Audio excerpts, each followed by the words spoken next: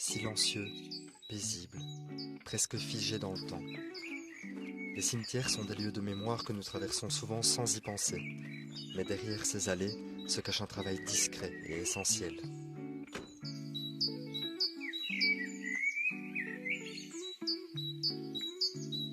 Déjà, ça fait 7 ans que je travaille à la ville de Fleurus en tant que fossoyeur. Je veux dire, c'est plutôt le relationnel avec les citoyens. Quand ils viennent demander des informations ou toute autre chose, on est présent et on les aide à recueillir ce qu'ils souhaitent. Chaque jour, des hommes et des femmes œuvrent dans l'ombre pour entretenir ces lieux et accompagner les familles. Un métier méconnu, souvent réduit à des idées reçues. C'est déjà que nous sommes des gens qui côtoyons la mort. C'est compliqué pour eux de savoir qu'on est au quotidien avec les défunts et que à certaines périodes de l'année, on est directement en contact physique avec des défunts qui sont là depuis un certain temps et ça répugne. C'est un métier indispensable dans la société. Donc s'il n'y avait pas des fossoyeurs dans la société, qui ferait ce boulot? Qui serait capable de faire ce que nous faisons au quotidien?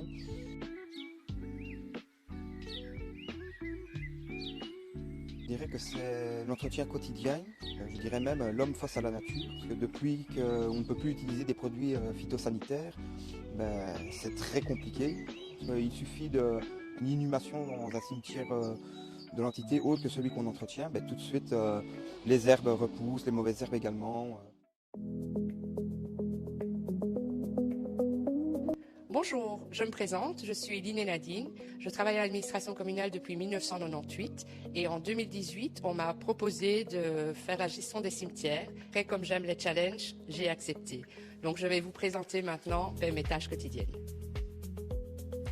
Un travail de l'ombre qui, Nadine le reconnaît, est indispensable pour assurer l'organisation et le suivi de chaque emplacement.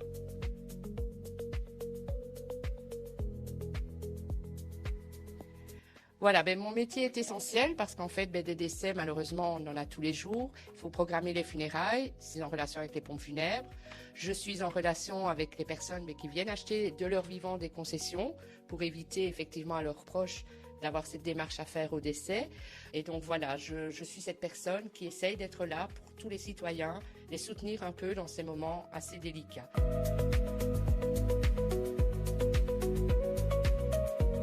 En fait, le public ne voit jamais le travail administratif qu'il y a derrière toutes leurs demandes. Eux, ils viennent, ils achètent par exemple une concession. Puis moi, le travail administratif commence. Je dois faire les délibérations au collège, le passage au collège. Parce qu'en fait, chaque personne qui achète une concession est reprise ici, dans mon fichier. J'ai toutes les fiches qui sont ici. Et toutes les concessions sont reprises. Donc le travail administratif est quand même très important derrière.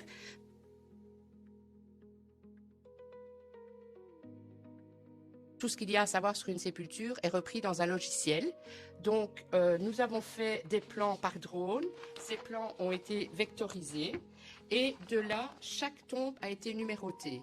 Nous allons rechercher une sépulture d'un personnage quand même assez important de notre ville, qui est Monsieur Bob Deschamps.